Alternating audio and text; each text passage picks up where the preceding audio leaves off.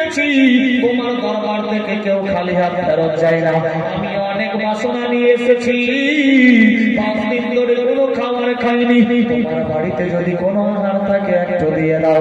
আল্লাহর নবীর বেটি টেনশন না নিয়ে মনে মনে ভাবতে লাগলো, আল্লাহ গো, আমার বাড়িতে 3 দিন ধরে চুলায় আগুন জ্বলেনি, এ ফকির তো 5 দিনের ভুকা, আমার চাইতে 2 দিন বেশি।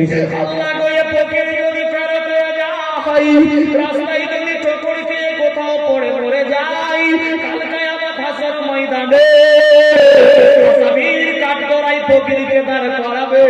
ফকিরকে বলবে, ফকির রে, তোমার মওত হয়েছিল। ফকির আওয়াজ দেবে, আল্লাহর ফেরেশতা, ফাতেমার বাড়িতে গিয়েছিলাম, আহার দেয়নি, ভিক্ষা না পেয়ে রাস্তা দিয়ে চলতে চলতে মারা গিয়েছি। আল্লাহ গো, আমি ফাতেমা আসামির কাঠগড়ায় লজ্জায় লজ্জিত হয়ে গেল। না না মাবুদি গো,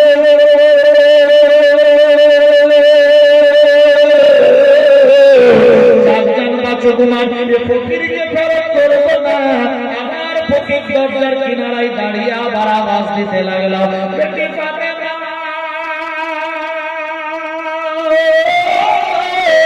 তোমার বাড়িতে যদি কোনো আহার থাকে, ফাতেমা গো,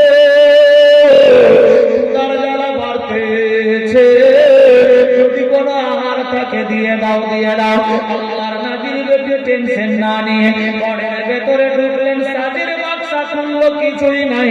পাশে আসলেন, দেখছে মুসাল্লা, মুসাল্লার উপরে দাঁড়িয়ে আমি সালাত আদায় করি। আল্লাহ পাক রব্বুল ইজ্জত এখন বর্তমানে বাড়িতে মুসাল্লা ছাড়া তো কিছুই নজরে আসে না। আল্লাহু আকবার, আল্লাহু আকবার।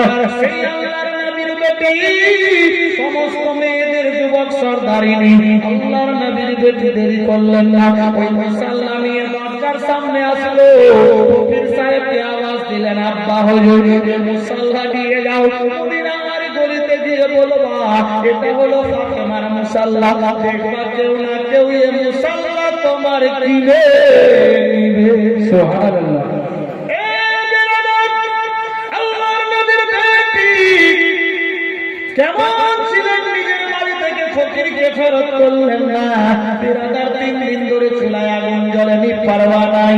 5 দিনের ভুকার পারওয়া হয়ে গেল, মুসাল্লা ফকিরকে দিয়ে দিল। মাহফিল একদলি পালি হলো।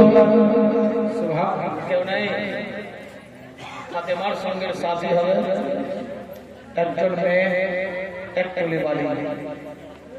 কোন মা সাইদুল নামে 2 বস্তা সেরেট, আল্লাহ কবুল করো, আমিন।